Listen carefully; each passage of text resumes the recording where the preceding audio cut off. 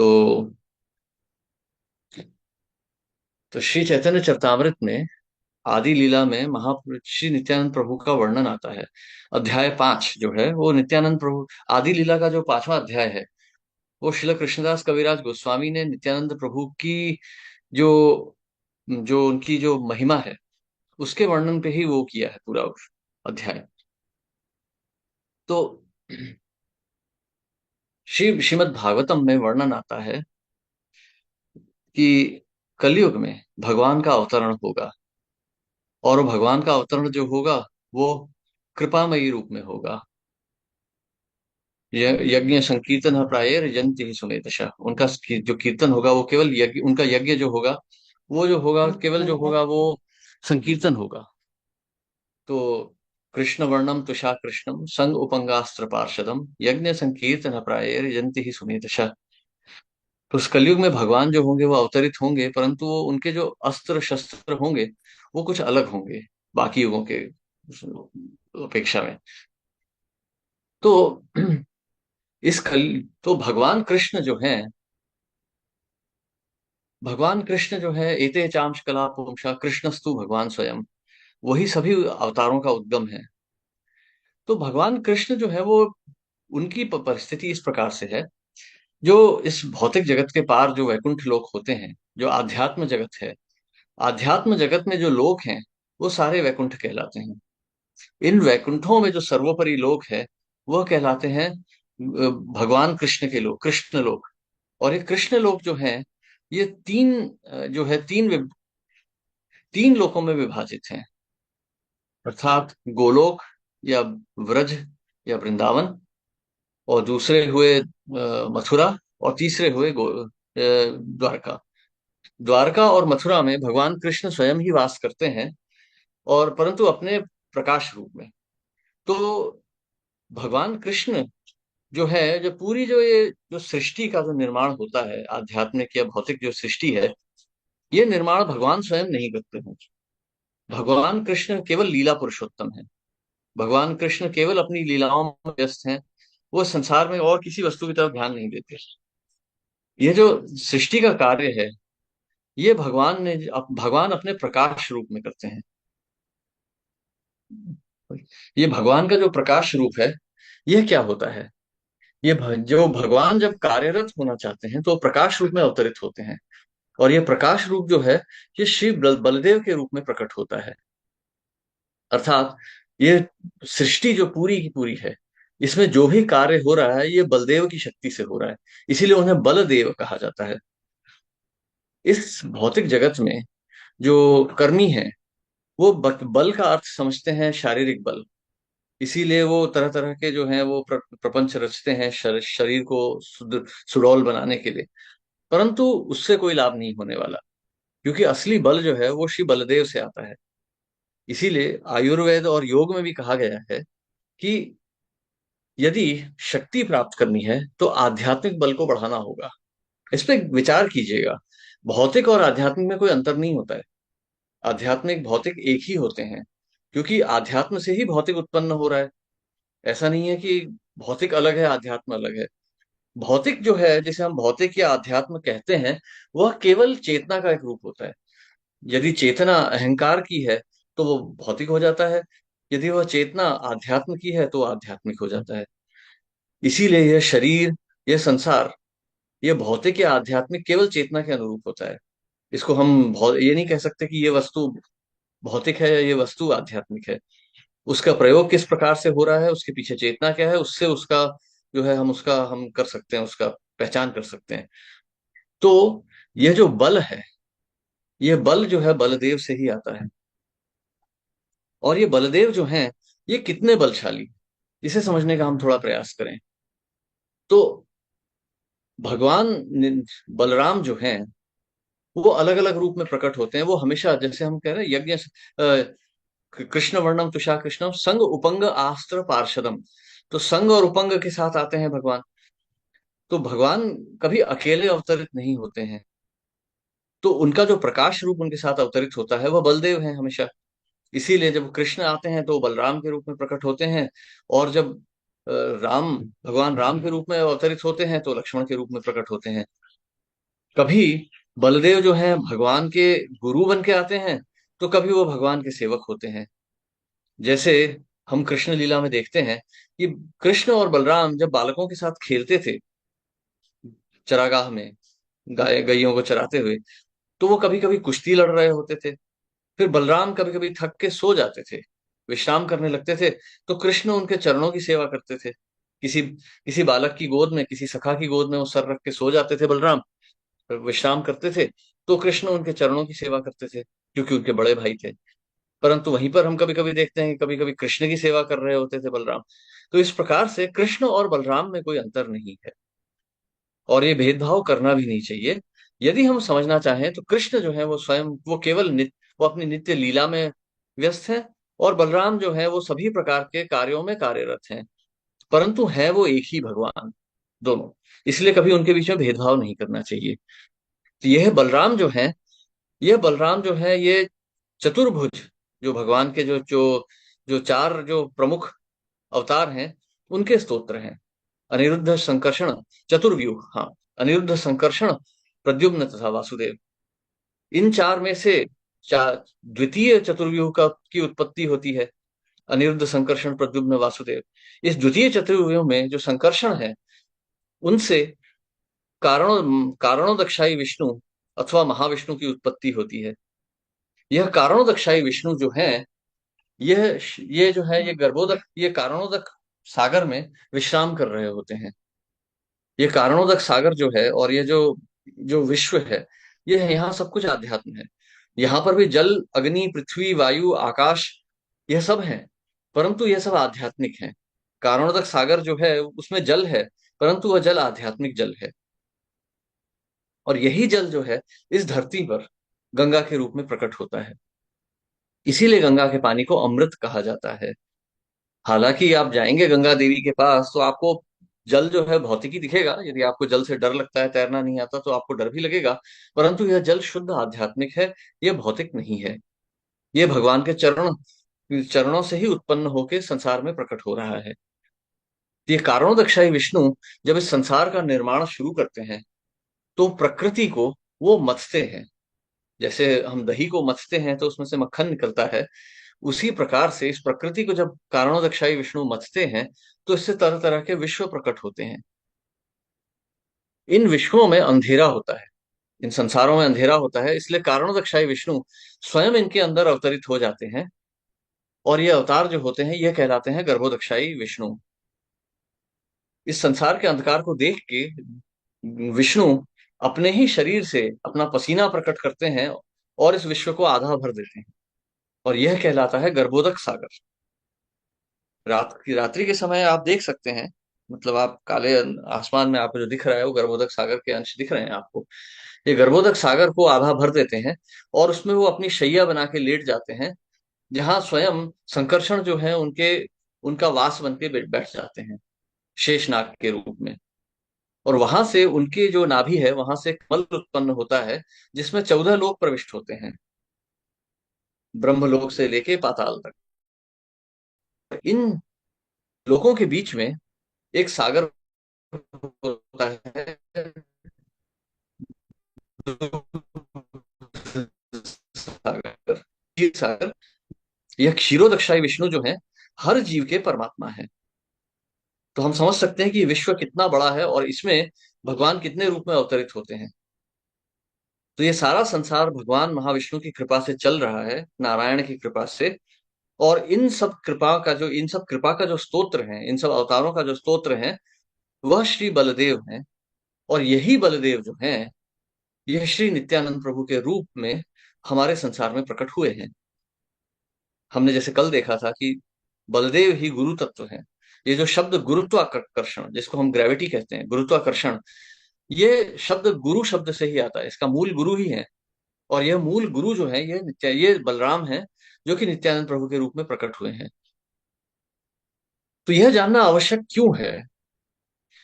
क्योंकि जिस अवस्था में अभी हम जी रहे हैं, हम माया के दास हैं, हम माया में लिप्त हैं पूर्णतः। हमारी चेतना जो है अभी इस शरीर में लिपटी हुई है, अभी शुद्ध नहीं हुई है। तो ऐसी अवस्था में हम एक ऐसे विषय को समझने का प्रयास कर रहे हैं जो अद्वितीय है, अद्भुत है। तो इसे समझने के लिए सबसे पहले आवश्यक यह है कि हम भगवान कौन है यह जाने, ताकि हमारे हृदय में उनके लिए श्रद्धा उत्पन्न हो सके। प्रेम से पहले श्रद्धा उत्पन्न होना आवश्यक होता है, नहीं तो यह प्रेम तिरस्कार में बदल जाएगा। हम भगवान को जाने अनजाने में भगवान के विरुद्ध अपराध कर बैठेंगे। इसीलिए भगवान की परिस्थिति को समझना अति आवश्यक है। भगवान के लिए श्रद्धा अपने हृदय में रखना अति आवश्यक है। इसीलिए यदि आप देखें तो हमारे जितने आचार्य हैं वो लीला से ज्यादा वर्णन करते हैं भगवान की परिस्थिति का और भगवान की कृपा का, ताकि हम अपनी बुद्धि में भगवान के प्रति श्रद्धा उत्पन्न कर सकें और भगवान की लीलाओं को समझ सकें। अब आप ये सब वर्णन समझ चुके हैं कि महाविष्णु का स्तोत्र श्री बलदेव है और बलदेव स्वयं नित्यानंद प्रभु हैं। तो अब यहां पर आपसे कोई गलती नहीं होगी।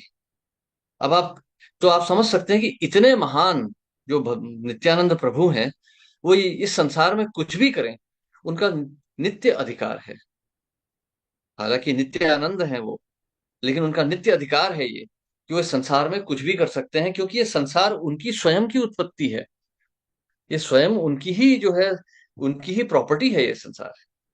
उन्हीं का उन्हीं का भाग है ये संसार। इसलिए वो जो भी करें वो संसार के जो है भद्र अभद्र के परे हैं। यह भगवान नित्यानंद की परिस्थिति है। तो भगवान नित्यानंद जो है, यदि कोई नित्यानंद प्रभु को न मानते हुए उनका अपमान करे, या नित्यानंद प्रभु को न मानते हुए उनका तिरस्कार करे, तो ऐसे व्यक्ति का कोई इस संसार में कोई गति नहीं होगी।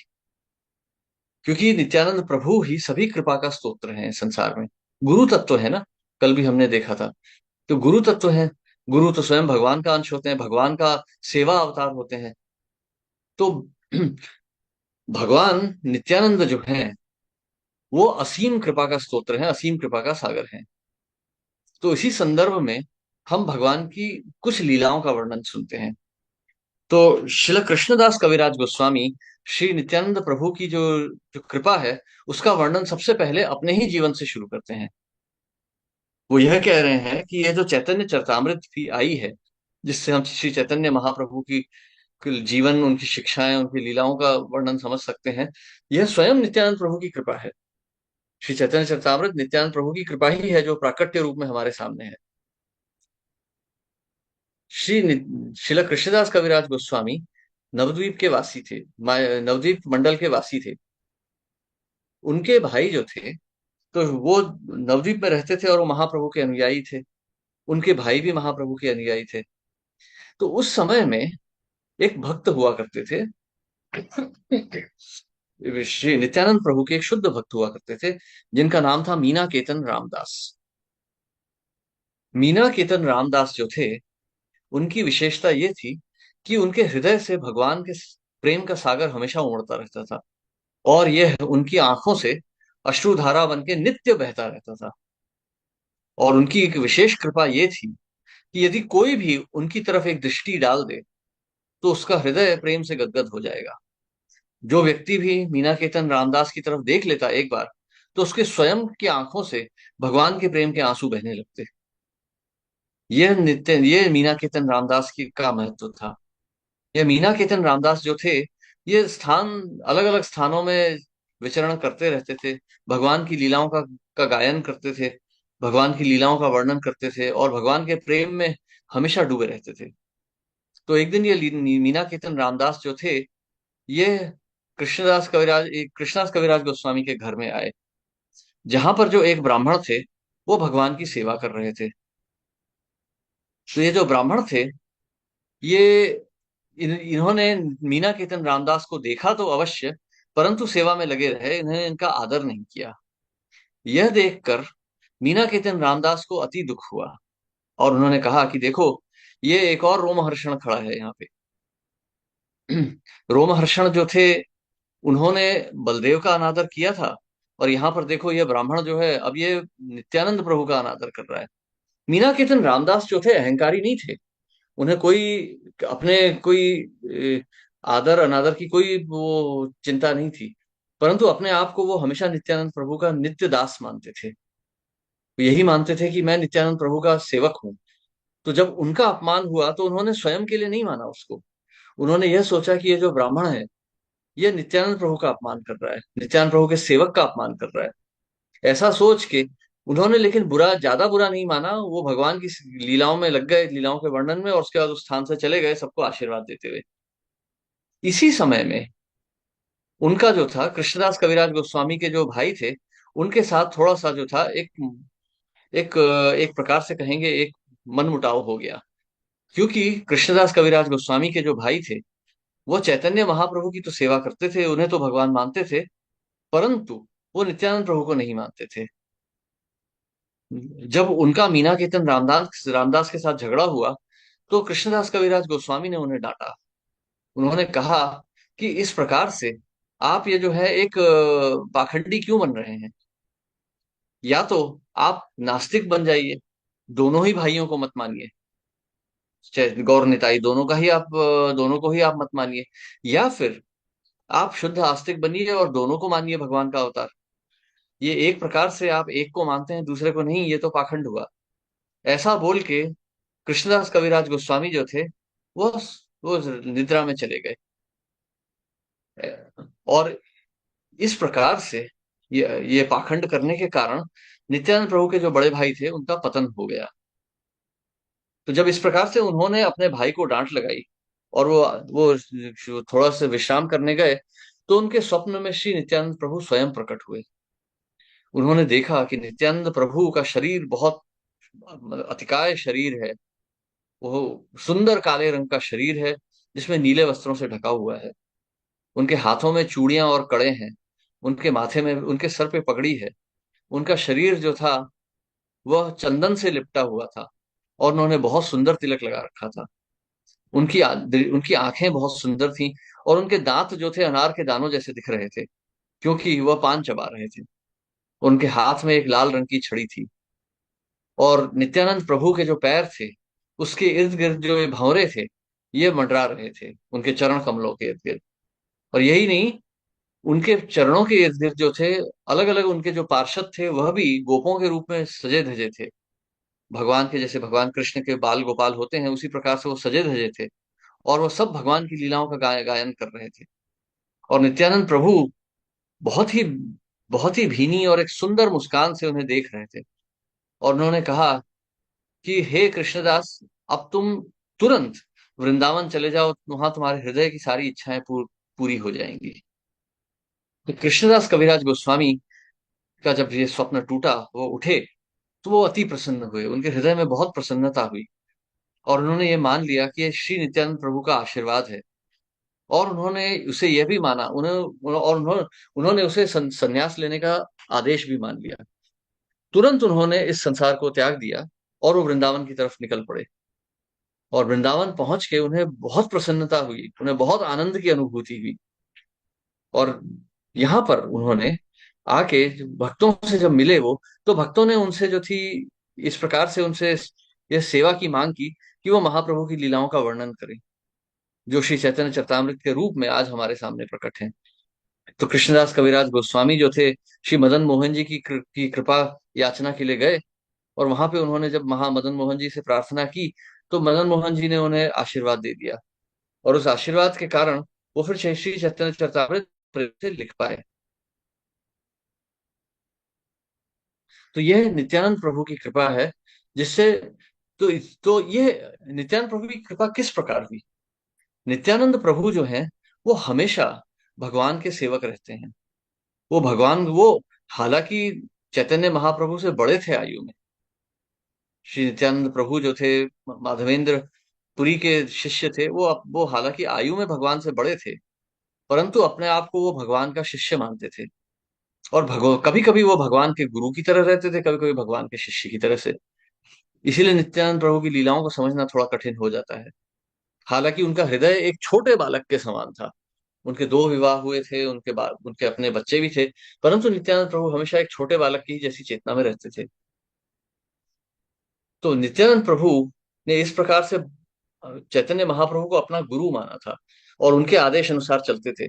तो जब महाप्रभु ने अपनी इस संसार में अपनी प्राकट्य लीलाएं समाप्त की, तो उन्होंने नित्यानंद प्रभु को यहाँ से जाने का आदेश नहीं दिया। उन्होंने नित्यानंद प्रभु को वापस बंगाल भेज दिया ताकि वो जाके संकीर्तन का प्रचार कर सकें। जब महाप्रभु अपनी गृहस्थ लीला में थे, तब उन्होंने हरिदास ठाकुर और नित्यानंद प्रभु को यह सेवा दी थी कि वो घर घर जाके इस हरि नाम का प्रचार करें। तो इसी संदर्भ में एक बहुत सुंदर कथा आती है जगाई और मधाई की, जिसका वर्णन बहुत ही सुंदर रूप से श्री चैतन्य भागवत में आता है, परंतु शिल प्रभुपाद ने इसका वर्णन चैतन्य चरितामृत में भी किया है संक्षिप्त रूप में। तो कथा इस प्रकार से है कि एक बार हरिदास ठाकुर और नित्यानंद प्रभु को बाजार में भेजा गया। वो संकीर्तन करने बाजार पहुंचे, तो वहां देखे कि कोलाहल हो रहा है। तो देखा कि दो व्यक्ति लड़ रहे हैं, कोलाहल कर रहे हैं। तो नित्यानंद प्रभु ने पूछा कि ये व्यक्ति कौन है, ये क्या कर रहे हैं। तो लोगों ने कहा कि ये जगाई और मथाई हैं। पहले ये ब्राह्मण हुआ करते थे, ब्राह्मण कुल के थे, परंतु अब ये व्यभिचारी, मांसाहारी, दुष्ट बन चुके हैं और ये सभी प्रकार का कोलाहल करते हैं। सभी सभ्य पुरुष इनसे दूर भागते हैं। जब नित्यानंद प्रभु ने यह सुना, तो नित्यानंद प्रभु की का चिंतन इस प्रकार से हुआ कि ये दुष्ट जो है, ये महापतित हैं। इनका इनको इस संसार में कोई देखना नहीं चाहता। ब्राह्मण कुल के जितने भी व्यक्ति हैं, इनसे दूर ही रहना चाहते हैं। ऐसी अवस्था में यदि हम इनको शुद्ध कर सके, तो ये महाप्रभु की लीलाओं पे चार चांद लग जाएंगे। तो नित्यानंद प्रभु ने इस प्रकार से चिंतन किया कि महाप्रभु तो महाऔदार्य अवतार हैं, युग अवतार हैं, संसार में संकीर्तन देने आए हैं, इस संसार का उद्धार करने आए हैं हरि नाम से। यदि इन दो दुष्टों का उद्धार हो गया, तो महाप्रभु की लीलाएं जो है वो स्वर्णिम हो जाएंगी। महाप्रभु का नाम जो है वो तीनों लोकों में प्रसिद्ध हो जाएगा। तो क्यों ना इनको प्रचार किया जाए। तो नित्यानंद प्रभु पहुंचे उनके पास प्रचार करने। ये दुष्ट तो दोनों राक्षस प्रकृति के थे, उन्हें मारने दौड़े। तो महाप्रभु और हरिदास ठाकुर अपनी जान बचा के कैसे तैसे भाग गए वहां से। तो हरिदास ठाकुर ने तो शिकायत भी की थी कि अरे ये तो उन्होंने मतलब आज तो मरवा ही दिया था दुष्टों के पास ले जाके। तो अगले दिन नित्यानंद प्रभु फिर पहुंच गए कि ठीक है, कल तो नहीं माने, आज जरूर मान जाएंगे। जब वो पहुंचे, तो जो उनमें से जगाई मधाई तो दोनों बिल्कुल नशे में धुत थे। मधाई ने उठा के महाप्रभु के सर पे, नित्यानंद प्रभु के सर पे एक देगची मार दी। तो नित्यानंद प्रभु के सर में अत्यंत चोट लगी, खून बहने लगा। यह देखकर महाप्रभु अत्यंत क्रोधित हो उठे और मारने दौड़े। लेकिन नित्यानंद प्रभु ने, जगाई मधाई ने दोनों से क्षमा मांगी। दोनों ने क्षमा मांगी तो नित्यानंद प्रभु जो थे, उन्होंने दोनों को तुरंत क्षमा कर दिया। यहाँ तक कि वर्णन इस प्रकार से आता है कि जब उनके सर में चोट लगी थी और ये उन्हें मारने जा रहा था मधाई, तो भी नित्यानंद प्रभु जो थे उससे भिक्षा मांग रहे थे कि हे दुष्ट, एक बार भगवान का नाम ले लो, कृष्ण का नाम ले लो। तो यह नित्यानंद प्रभु की कृपा है। तो जैसे हम देखते हैं संसार में, गुरु जो आते हैं, बिना किसी अपेक्षा के आते हैं। गुरु कभी किसी से अपेक्षा नहीं रखते कि भाई तुम ये दे दो, वो दे दो, तो मैं तुम्हें मंत्र दूंगा। नहीं, गुरु तो भिक्षा मांगते हैं कि आओ, कृपा कृपा करके भगवान का नाम ले लो। तो इस प्रकार से जो नित्यानंद प्रभु थे, वो गुरु तत्व हैं, स्वयं गुरु हैं, स्वयं परम गुरु हैं, आदि गुरु हैं। तो उन्होंने भी मधाई और जगाई से भिक्षा मांगी कि वो हरि नाम का स्मरण कर ले। जब महाप्रभु ने यह देखा, तो उन्होंने तुरंत अपना क्रोध त्याग दिया और उन्होंने दोनों से, दोनों जगाई मधाई को आदेश दिया कि वो उन्हें क्षमा अवश्य करेंगे, परंतु एक ही शर्त पे कि वो फिर से यह पाप करना बंद कर दें। अब तक जगाई मधाई की बुद्धि जागृत हो उठी थी। उन्होंने महाप्रभु और नित्यानंद प्रभु से क्षमा मांगी और उसके बाद में उन्होंने हरिनाम स्मरण किया और भगवान ने उन्हें सभी पापों से मुक्त कर दिया। तो इस संदर्भ में यह कहा जाता है कि यह महाप्रभु की, ये नित्यानंद प्रभु की कृपा है कि नित्यानंद प्रभु महापतित पावन है। गिरे से गिरे व्यक्ति को भी उठा के आलिंगन कर लेते हैं और उसे शुद्ध हरि भक्ति दे देते हैं।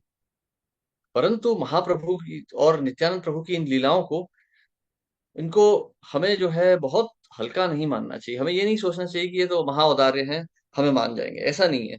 हमें उनका आदर करना चाहिए, हमें उनकी अवस्था समझनी चाहिए। श्री चैतन्य महाप्रभु स्वयं राधा कृष्ण हैं और नित्यानंद प्रभु जो हैं वो स्वयं बलदेव हैं, स्वयं बलराम हैं। उनकी शक्ति से तो ये पूरा संसार चल रहा है, परंतु फिर भी वो इतने कोमल हृदय हैं कि एक छोटे बालक के समान इस संसार में विचरण करते हैं और प्रति व्यक्ति से वो यही भिक्षा मांगते हैं कि वो केवल हरि का नाम ले ले। तो आप समझ सकते हैं कि भगवान नित्यानंद कितने महान हैं। वो इतने महान हैं कि उनके बारे में हम जितना विचार करें उतना कम है।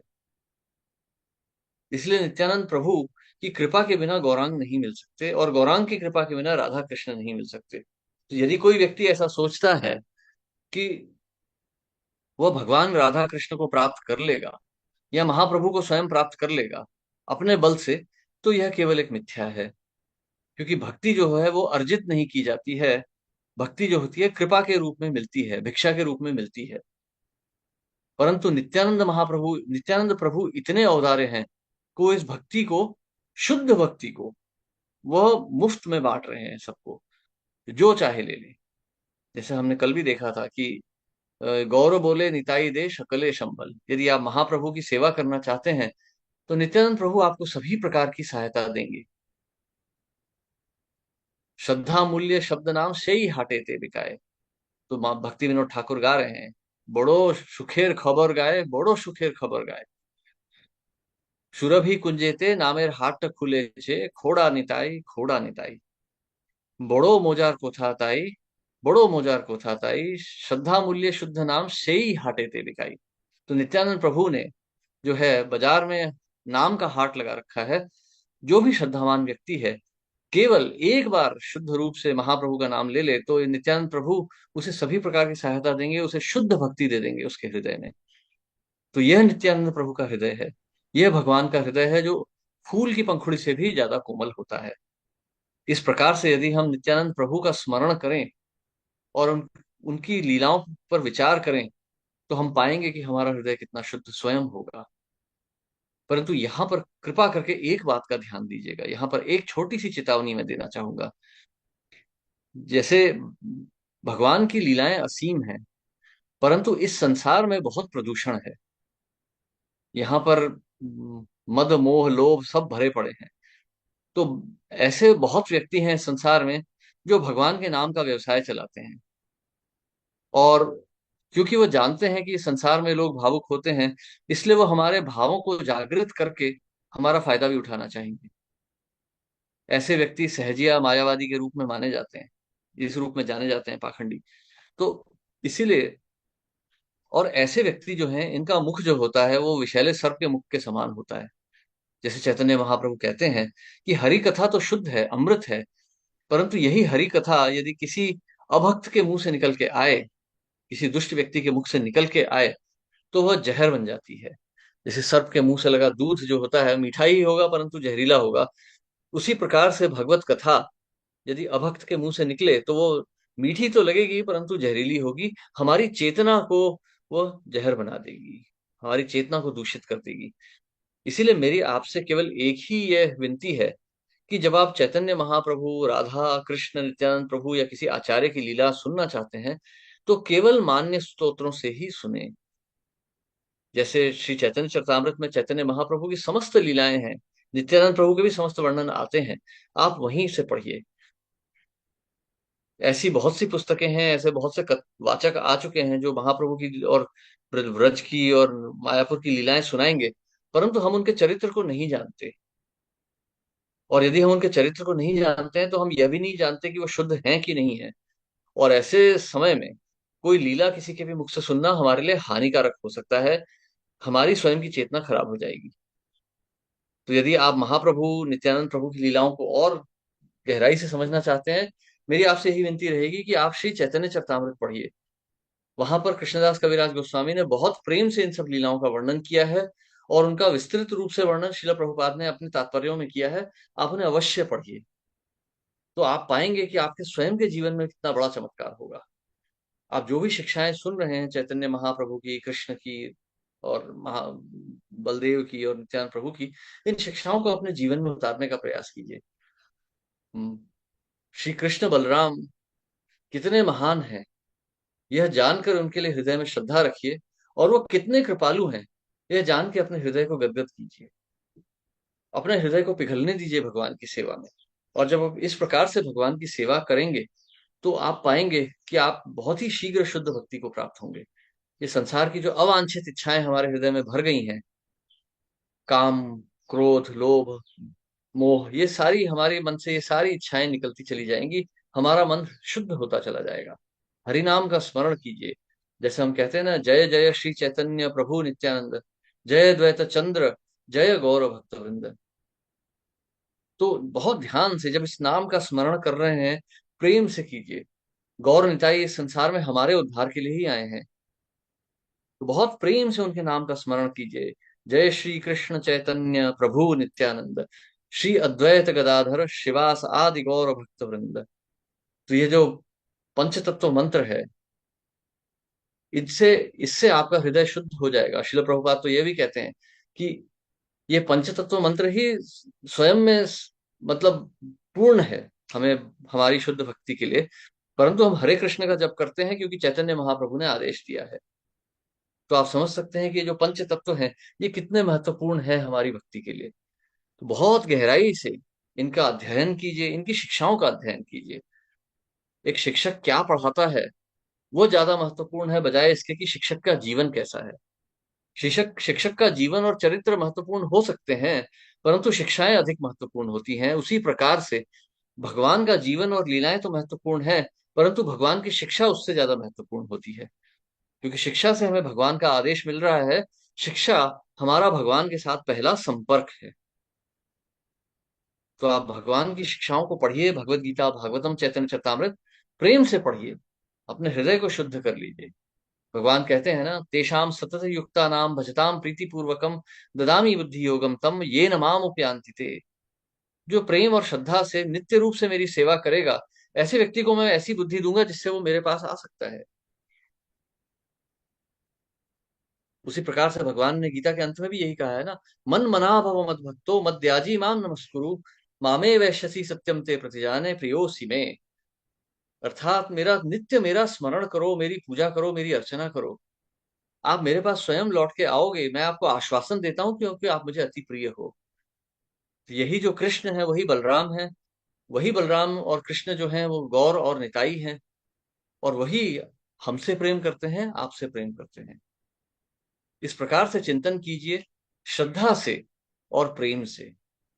यदि आप मायापुर जाएं, मतलब आप दूसरों को देख के मत कीजिए। आप जैसा शिल प्रभुपाद कह रहे हैं, जैसे आचार्य कह रहे हैं, उस प्रकार से चलिए। जैसे एक एक नवद्वीप के एक बहुत महान गोस्वामी थे, बंसीदास बाबा जी। ये बंसीदास बाबा जी जो थे, ये शुद्ध भक्त थे भगवान के, और भक्ति विनोद ठाकुर और शिला भक्ति सिद्धांत सरस्वती ठाकुर इनसे मिलने जाया करते थे कृष्ण कथा के लिए। परंतु बंसीदास बाबा जी जो थे, इनका चरित्र बड़ा ही विचित्र था। यदि कोई उनसे आशीर्वाद लेने आए तो गंदी गंदी गालियां देके भगा देते थे। वो गौर निताई की सेवा अवश्य करते थे, परंतु कभी कभी उन्हें डंडे से पिटाई भी लगा देते थे। तो यह जो होता है, ये एक भक्त का जो है, ये प्रेम का व्यवहार है। इसको हम नहीं समझ सकते। ये सांसारिक शिष्टता से परे है। इसको समझना थोड़ा कठिन होता है, क्योंकि एक वैष्णव अपनी भक्ति की रक्षा करना चाहता है, इसलिए बाह्य रूप से वो एक कठोर आवरण ढक लेता है। ऐसा शास्त्रों में भी कहा गया है, करना चाहिए। तो बंसीदास बाबा जी इसी प्रकार से रहते थे। परंतु गौर निताई के साथ उनका संबंध ऐसा ही था जैसे एक पिता का अपने पुत्रों के साथ होता है। वो उन्हें डांटते थे, कभी उनसे प्रेम से बात करते थे, कभी उन्हें खिलाते थे, कभी उन्हें पिटाई लगाते थे, सब कुछ करते थे। परंतु ये हम नहीं समझ सकते, ना ही हमें इस कार्य को ज्यादा देखना चाहिए, क्योंकि हम इसको, ये हमारे पहुंच के बहुत बाहर है। हमें नित्यानंद प्रभु और चैतन्य महाप्रभु की पूजा कृष्ण और बलराम के समान करनी चाहिए, जैसे ब्राह्मण पत्नियों ने की थी। उन्होंने संसार की मर्यादा त्याग दी थी। कृष्ण बलराम आए हैं, जैसे ही उन्होंने सुना, तो जो जो अनुष्ठानों के लिए जो सामग्री थी, जो आर्घ्य था, वो सब उठा के वो कृष्ण बलराम की सेवा के लिए ले गए। कृष्ण बलराम ने उनसे कहा कि आप तो यज्ञवल्क्य ब्राह्मणों की पत्नी है, इस प्रकार से आप हम जैसे वैश्यों की सेवा में क्यों आई हैं। परंतु उन्होंने वो सब अस्वीकार कर दिया, क्योंकि वो कृष्ण का दर्शन करना चाहती थी। और इस प्रकार से भगवान ने उनकी चेतना को शुद्ध कर दिया। तो हमारा भी, हमारी मानसिकता यही होनी चाहिए कि ये भगवान है, ये पूरी सृष्टि के स्तोत्र हैं, गुरुत्वाकर्षण के स्तोत्र हैं। तो ये नित्यानंद प्रभु जो हमारे सामने एक बालक के रूप में घूम रहे हैं यहाँ वहां, ये कोई साधारण पुरुष या साधारण बालक नहीं है, ये स्वयं भगवान है, भगवान की करुणा शक्ति है। ऐसा मानते हुए जब हम उनकी आराधना करेंगे, जब हम उनसे क्षमा याचना करेंगे, तो महाप्रभु महाऔदार्य हैं, महाप्रभु से भी ज्यादा औदार्य हैं नित्यानंद प्रभु। वो अवश्य हमें भक्ति बीज दे देंगे। तो इस प्रकार से महाप्रभु की सेवा नित्य अपने मन से कीजिए। हरे कृष्णा। धन्यवाद। किसी का कोई प्रश्न या टिप्पणी?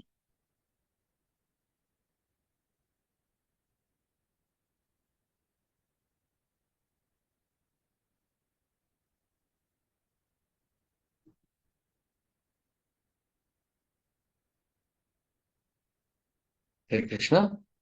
हाँ, चतुर्विध विश्वासो वित्तात्मा प्रभु। हरे कृष्णा प्रभु जी, दंडवत प्रणाम। हरे कृष्णा, प्रभु जी, दंडवत प्रणाम प्रभु। मेरी एक जिज्ञासा है कि हाँ हमें अक्सर कहते हैं कि भगवान का जो जपा करते हो ध्यान पूर्वक जपा करो, जल्दी हाँ जल्दी नहीं करना। लेकिन जल्दी जल्दी करते हैं तो नाम तो भगवान का ही लेते हैं ना। भगवान को हाँ हाँ इतनी, हाँ, भगवान भगवान का नाम ही लेते हैं। नाम तो कोई, नाम में तो कोई त्रुटि नहीं है ना। जल्दी जल्दी करो चाहे धीरे धीरे करो। जबकि अजामिल को भी भगवान ने माफ कर दिया था, नारायण का नाम लिया था तो विष्णु भगवान ने दूत भेज दिए कि नहीं नहीं, नाम तो मेरा ही है नारायण, और किसी का थोड़ी है। अपने बच्चे का नाम लिया है। उसके दूत बोले कि नहीं नहीं, आप तो जाओ उसको लेके आओ। और पंचतत्व मंत्र भी बोलते हैं, तो जिसमें चैतन्य महाप्रभु नित्यानंद प्रभु बहुत दयालु है। तो अगर थोड़ी बहुत अगर गलती भी होए तो वो माफ नहीं करेंगे क्या हमको? जल्दी जल्दी नाम लेने से नाम तो भगवान है ना प्रभु जी। देखिए प्रभु, एक चीज बताइए मुझे। जी एक बालक है, छोटा बालक है, ठीक है। वो माँ को देखता है अपनी। अब माँ तो भगवान ही होती है ना, बालक के लिए तो भगवान का ही स्वरूप है संसार में। अब ये छोटा बालक माँ को देखता है और सोचता है कि मेरी माँ मेरे से इतना प्रेम करती है, सब कुछ करती है, तो मैं माँ को रोटी बना के खिलाता हूँ। अब बालक की बुद्धि तो है नहीं, उसे कुछ आता नहीं है। कैसे तैसे भी कुछ भी बना देता है, आधी कच्ची पक्की जली रोटी बना देता है और माँ को दे देता है। तो माँ क्या कहेगी?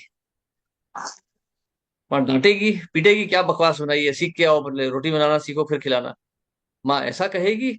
या माँ ये देखेगी कि अरे ये बालक मुझसे कितना प्रेम करता है, मुझसे प्रेम करने का प्रयास कर रहा है, कम से कम मेरे लिए कुछ कर रहा है। जी प्रभु। यही भगवान भी यही है। तो हम किस चेतना से कर रहे हैं ना, वो ज्यादा महत्वपूर्ण है बजाय कि हम कैसे कर रहे हैं। जैसे प्रभुपाद कहते हैं ना कि यदि आपने सारे जीवन भक्ति की है, मरते समय तो शरीर की क्या अवस्था होती है भगवान ही जानता है। तो ऐसी अवस्था में भगवान का नाम निकले ना निकले क्या होगा? तो गौरांग महाप्रभु आपके हृदय में प्रकट होकर आपको स्वयं ही हरिनाम का उच्चारण करवा के ले जाएंगे अपने साथ। श्री चैतन्य जी प्रभु। महाप्रभु, श्री कृष्ण, श्री नित्यानंद प्रभु, ये कोई साधारण अवतार नहीं है भगवान के। महाऔदार्य हैं। ये सिर्फ कृष्ण प्रेम का आस्वादन करने आए हैं और सिर्फ कृष्ण प्रेम देने आए हैं। जी इसीलिए आप प्रभु जी। देखिए, यहाँ पे कोई अपराध नहीं है। परंतु शुद्ध चेतना से कीजिए, प्रेम से कीजिए। जल्दी करें, धीरे करें, स्पष्ट रूप से करें, अस्पष्ट रूप से करें, क्या फर्क पड़ता है? जैसे एक उदाहरण देता हूं आपको इसी संदर्भ में, बड़ा प्यारा उदाहरण है। शिल प्रभुपाद के एक शिष्य थे, जयानंद प्रभु। तो ये जयानंद प्रभु प्रभुपाद के बहुत निष्ठा से सेवा करते थे, सैन फ्रांसिस्को में थे, टैक्सी चलाया करते थे। हालांकि इन्होंने ओहायो स्टेट यूनिवर्सिटी से इंजीनियरिंग पढ़ी थी, मैकेनिकल इंजीनियरिंग, परंतु संसार से बहुत ये खिन्न हो चुके थे संसार से। तो ये थे, इन्होंने संसार त्याग दिया था, ऐसे ही घूम रहे थे, एक दिन प्रभुपाद मिल गए। तो उन्हें बड़ा अच्छा लगा, इन्हें जीवन का उद्देश्य मिल गया। तो प्रभुपाद के कथन अनुसार इन्होंने सैन फ्रांसिस्को मंदिर में आके रहना शुरू किया। अब ये प्रभु जी की लीलाएं आप सुनेंगे ना तो आप हिल जाएंगे। कि प्रभु सवेरे 2 बजे उठते थे, पहले स्नान करके जप करते थे अपना पूरा। जप हो जाने के बाद ये पूरी पूजा की तैयारी करते थे। और ये फिर पूजा पूजा करते थे, मंगल आरती करते थे भगवान की, भगवान के लिए भोग बनाते थे। और उसके बाद सारे भक्तों के लिए प्रसाद बनाते थे, मंदिर की सफाई करते थे। फिर जब सुबह सुबह सवेरा हो जाता था तो ये फिर निकल जाते थे मंदिर से टैक्सी चलाने के लिए। दिन भर टैक्सी चलाते थे, उससे जो पैसा आता था उससे वो मंदिर को दे देते थे। और शाम को फिर भगवान की सेवा करते थे, प्रभुपाद की पुस्तकें पढ़ते थे, थोड़ा कीर्तन करके सो जाते थे। इस प्रकार से इन्होंने प्रभुपाद के साथ लगभग 9-10 वर्ष अपना जीवन बिताया। और अंत में इन्हें कैंसर हो गया। तो जब कैंसर के लिए इनकी माता ने इन्हें $5,000 भेजे, तो आप समझ सकते हैं 1974-75 में $5,000 कितने होते होंगे। आज भी कितना बड़ा अमाउंट है वो तो पैसा। तो उन्हें भेजे, तो इन्होंने क्या किया, वो सारा पैसा उठा के प्रभुपाद को दे दिया, रथ यात्रा में लगा दिया। ये शरीर तो नश्वर है, ये तो समाप्त होना ही है, परंतु भगवान की सेवा तो नित्य है। और जब इन्होंने ऐसा किया तो प्रभुपाद ने इनकी बहुत प्रशंसा की। तो ये दयानंद प्रभु जब इनकी ब्राह्मण दीक्षा हो रही थी तो प्रभुपाद से मिलने गए। तो प्रभुपाद ने इन्हें गायत्री मंत्र दिया, परंतु अमेरिकी होने के कारण इनके मुंह से उच्चारण नहीं हो पा रहा था ठीक से। तो 2-3 बार प्रयास किया, पर प्रभुपाद ने हंसते हुए कहा कि जाने दो, छोड़ो, तुम जैसा भी उच्चार कर लो ठीक है। अब समझ सकते हैं हम अमेरिकन है तो हरे कृष्ण, जैसे संस्कृत में हम हरे, हमें कहना चाहिए हरे कृष्ण कृष्ण कृष्ण हरे हरे। हरे कृष्णा नहीं कहते। कृष्णा तो मतलब हम मतलब द्रौपदी की बात करना लगते हैं। तो हरे कृष्ण कहना चाहिए, परंतु अमेरिकन तो हरे कृष्णा कृष्णा बोलते हैं। तो ऐसे ही जप करते थे ये भी। प्रभुपाद ने हंसते हुए कहा कि जाने दो, तुमसे ये नहीं होने वाला है, तुम नहीं जप कर पाओगे कभी ठीक से। परंतु फिर भी जब इनका तिरोभाव हुआ, जब इन्होंने अपना शरीर त्यागा, तो प्रभुपाद ने कहा कि हाँ, आपकी चेतना इतनी शुद्ध थी कि आपको वैकुंठ प्राप्त हुआ। कहने का अर्थ यह है कि उच्चारण कैसा भी हो, कितना भी जल्दी हो, तेज हो, उसके पीछे चेतना क्या है, भगवान उसको लेते हैं, भावाग्रही जनार्दन। तो जल्दी करना है जल्दी कीजिए, परंतु भगवान की सेवा के लिए कीजिए। ठीक है। लेकिन प्रभु जी, बोलने वाला कृष्ण के नाम से ही चेतना, चेतना तो उसको कृष्ण ही है ना, कि कृष्ण का नाम ले रहा है। अगर उसको कृष्णा निकल जावे तो क्या गलत हम्म। हो गया वो? नहीं नहीं, कृष्ण बोलना कठिन है। हरे कृष्ण, आप हरे कृष्ण हम बोल देते हैं। चेतना तो भगवान की है ना, पुकार तो हम भगवान को ही रहे। जैसे जी प्रभुपाद कहते प्रभु। हैं ना कि जब आग लगती है तो कोई विदेशी व्यक्ति होगा वो कुछ चिल्लाएगा, वहां भाषा की आवश्यकता नहीं है। वो जो डर से जो भी वाणी निकलेगी वही हमारी वाणी हो जाती है। तो वैसे ही अभी संसार में अग्नि लगी हुई है, संसार जल रहा है, यहाँ हम जो भी पुकारें भगवान सुन लेंगे। जी प्रभु जी। थैंक यू प्रभु जी। हरे कृष्णा।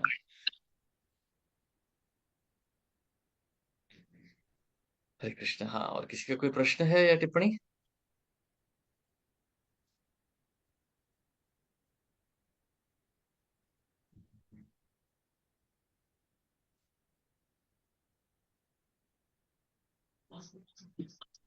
ठीक है, तो फिर आज यहीं समाप्त करते हैं, यदि किसी का कोई प्रश्न नहीं है। सभी का बहुत बहुत धन्यवाद। हरे कृष्णा। शिल प्रभुपाद की जय।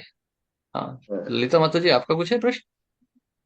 Thank you so much, Prabhuji, for your wonderful lecture. हरे कृष्णा। एक बार हरे कृष्णा प्रभु जी। हाँ हाँ, बोलिए। Thank you for your wonderful lecture and wonderful association. एक बार सभी अनम्यूट करके प्रभु जी का आभार व्यक्त करेंगे हरे कृष्ण महामंत्र से। सॉरी, थोड़ी आपकी आवाज नहीं आ रही क्लियरली। हाँ बताओ। हरे कृष्णा हरे हरे कृष्णा कृष्णा कृष्ण हरे हरे कृष्णा कृष्ण हरे हरे हाँ, हरे राम हरे, कृष्ण हरे राम कृष्ण हरे हरे राम हरे हरे राम हरे हरे राम राम हरे हरे राम राम राम हरे राम राम हरे हरे हरे। राम हरे राम राम राम। हरे कृष्णा। शिल हरे प्रभुपाद की प्रभु की जय। जी जय। की जय नित्यानंद बोलो प्रभु की सेविका जय। दास। हरे तो कृष्ण। कृष्णा ही बोलना है। आप हमारे पे कृष्णा ही बोल रहे हैं। कृष्ण हरे कृष्ण बोलना है। कृष्णा हरे कृष्ण। हरे कृष्णा। आप Thank सही you. बोलो, चलो बस ठीक है, कई बात कितने भी बोलो, कोई भी बोलो।